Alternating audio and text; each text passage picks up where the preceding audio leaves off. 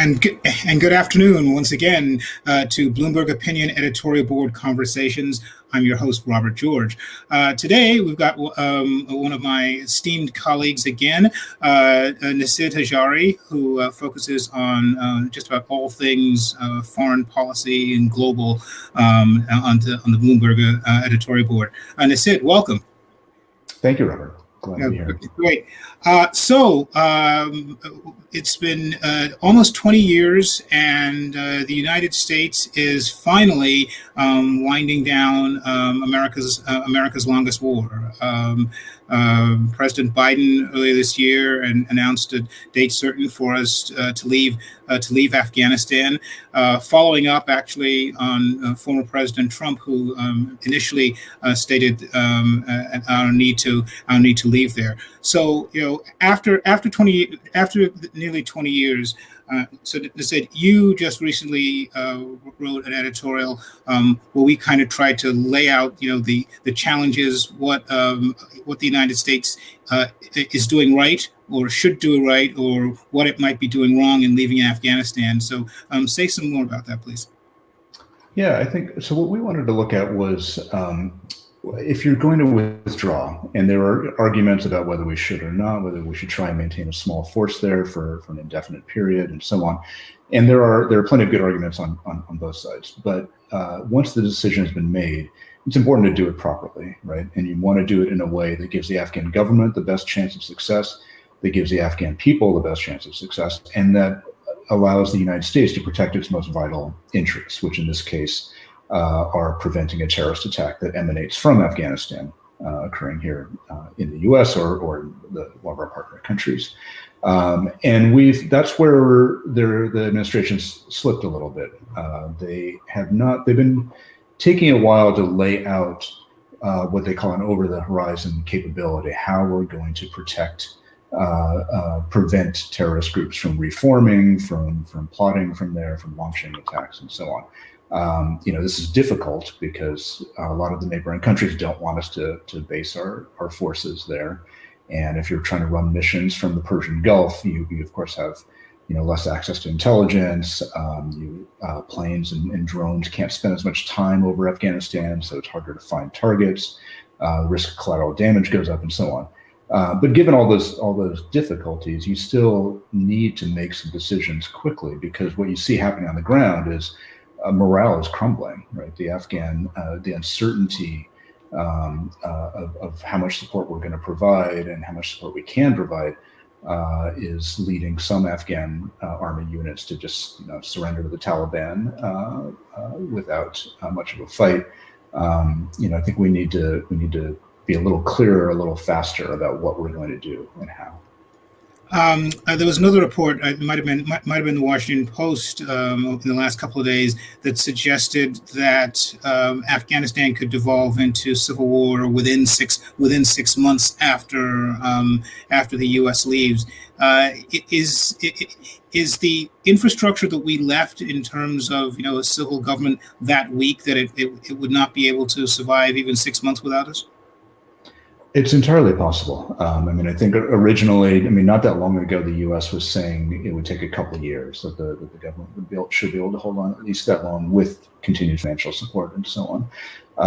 But then the Taliban have been making some remarkable gains just in the past few weeks. And so we had to revise our estimates of how long the government could hold out.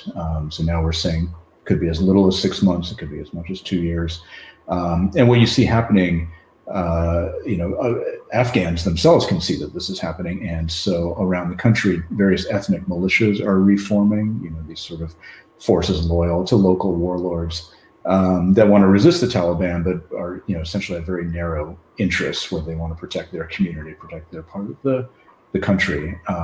If they fight with the government against the Taliban and it's coordinated, that might shore up the government, but it could very easily devolve into a full-fledged civil war like you saw before the Taliban took over in the 90s.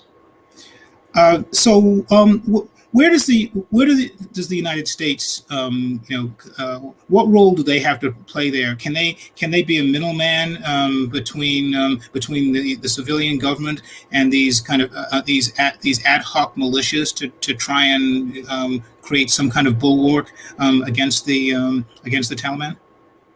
I mean, it's possible we could try, but I think once our forces are gone, we'll still have a sizable embassy there. There'll be diplomats and so on, but it's unclear how much influence we're going to have. And there are other players that have influence as well, right? So the various neighbors have connections to these various warlords. Pakistan still has some influence over the Taliban because some of their leaders are based in Pakistan. So one thing the U.S. can and should do is work much more closely with Afghanistan's neighbors, including people that we have many issues with: China, Russia, Iran. Right? These are the players that we have to work with. Maybe it's under the rubric of the United Nations or some other forum, but these players have influence, and everybody needs to be on the same page in telling their proxies that any government that's seized by force or imposed by force is not going to have the kind of international support and legitimacy that it will need to survive. And so they really need to find a power sharing agreement instead. Is a destabilized Afghanistan in the interests of any of these large players in the world? No, that's a very good point. It's until this point, instability there suited all these players because they did not want U.S. troops in the region. And so as long as we were bearing the brunt of attacks and this was a drain on our resources and attention, China was fine with this, Iran was happy with this, even Pakistan didn't mind. But once we were gone, all these countries need to realize that they're the ones who are going to be facing refugee flows and drugs and potentially attacks. I mean, Pakistan has suffered greatly from attacks by militants based in Afghanistan, allied with the Taliban, and conducting attacks inside Pakistan. So, and the Chinese are worried about Uyghurs in Xinjiang being radicalized by fighters in Afghanistan. Yes, it is possible that some of these groups could try and plot, an attack on the U.S. It's going to be a lot easier to conduct attacks in the neighborhood, and I think everyone needs to appreciate that now. One of the things, obviously, there's a moral argument for us staying in Afghanistan. The concern of what will happen to women and young girls who are in school and so forth if the Taliban ends up taking back over. But frankly, after 20 years, there's very little will for the United States to say we've done what we can. It's no longer our problem. But from a strategic and a security standpoint, if the Taliban takes over, does the United States have anything to fear? Given what they were able to mount against the United States in conjoined with Al Qaeda, or was that just like a one-off thing that could never be replicated? Well, I think the general feeling right now is that Al Qaeda and Islamic State in Afghanistan are much weaker, and it would take time and resources and space to really reconstitute themselves into the kind of threat that we faced in 2001. And the Taliban have said, over and over, that they will not allow the territory of Afghanistan to be used to launch attacks against any other country. Now, you need to take that with a huge grain of salt, obviously, because these militants still have ties, they have family ties, they fought together before the United Nations has said that the Taliban still maintain ties to Al Qaeda. So the threat is there. I mean, the possibility is there, and it's something you need to watch out for. I don't think it's going to be instantaneous, and a lot will depend on how much attention we're willing to devote to the problem.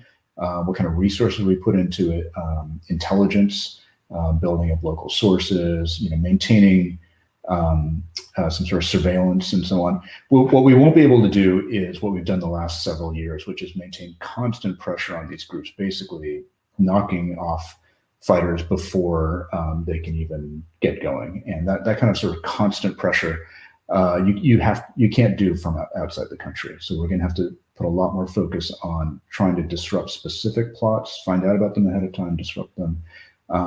Sort of treat it the way that we treat terrorist threats in other parts of the world, really. So, and you mentioned obviously there's going to be an embassy there. Will there still be enough, what we used to refer to as human intelligence that will either be in Afghanistan or Afghanistan adjacent that will serve as eyes and ears as to any potential growing threat? It remains to be seen. I mean, that is one thing that should be an absolute priority right now. We should be doing everything we can to build up the intelligence capabilities of the Afghan government. We should honestly be developing relationships with some of these warlords and militias, because in their parts of the country, they will have the eyes and ears on the ground, and they don't have any interest in allowing Al Qaeda to revive itself. And then we will have to work with the neighbors. As I said, they don't want U.S. troops on their soil, but again, they don't really want to see Al Qaeda become a threat either. So if that is the target, I think it's conceivable that you could arrange some sort of joint intelligence sharing arrangement between various countries where they could help us keep an eye on these groups and prevent them from coming back. One of the tangential issues to this withdrawal is what responsibility the United States have to those who aided us over these last 20 years, specifically interpreters. Yesterday, Tuesday, the House overwhelmingly passed a bill that would supposedly to expedite those interpreters who want to come to the United States because they feel rightly so that if they stay there, they and their families are going to be targeted. Is that there's an issue in the Senate because Rand Paul has been talking about holding it up? Is that something that's likely to pass? And also, President Biden has also been talking about some executive actions that he can do to try and expedite that. Speak to that a little bit. Yeah, no, I definitely think that it's likely to pass. There's bipartisan support for an acknowledgement of the fact of what we owe to these people. There's a moral obligation. There's also a purely tactical one. If we abandon these people, who else is ever going to help us again if we're involved in another conflict? So I think everyone understands that we need to do something to protect these people, and that the current process is not working. It takes 3 to 5 years for an application to be processed rather than the 9 months that it's supposed to. Biden has said that they plan to evacuate the people who are already in the pipeline to a third country, or possibly Guam. But the details are lacking right now, and I think I think they're seized of the problem. I think Congress has made it quite clear that it's something they need to deal with. But it would help to move faster, get the details out, and make sure that these people are taken care of before it's too late. And hate to put it in this context, you don't want these people who've been helping us, who've been standing by our side for the last 20 years, to end up becoming possible pawns in the U.S. immigration questions, because if it looks like we've got this a huge influx of folks coming into the United States, there's this question of where they're going to be staying and so forth, and obviously for a large segment of the country there's a major hostility on the immigration side. Yeah, that is true, but it is important to remember that we're not talking huge numbers of people. Right? There are about 18,000 Afghan translators and interpreters in the pipeline right now, whose applications already, and then they'll bring their family members and so on. But we're a country of 330 million people, and I would think that people should understand that we have an obligation, and that this says something about us as a country, whether we're willing and able to take care of those who have supported us and risk their lives, really, to save American lives. As we finish up, Nisid, looking back, can it be considered, as we leave Afghanistan, is it going to be considered successful, or kind of a gray area in terms of what the United States, tried to do there, and recognizing the certain limits that ended up being fulfilled? I think much more the latter. I mean, we fulfilled the original mission of going into Afghanistan, which was to eliminate the threat from Al Qaeda, or at least reduce it massively. And we did create some very positive trends within Afghan society in certain parts of the country. I mean, more women in school, there's greater freedom of expression and freedom of the press, and so on. Young people were given hope in some ways. But all that could very easily be lost depending on what happens in the next few months and years, right? So I think it's going to be hard to really judge the U.S. involvement there for a while. But the fact that we've been there for 20 years and the Taliban are still on the verge of retaking the country does not speak well to what we were able to accomplish there. All right.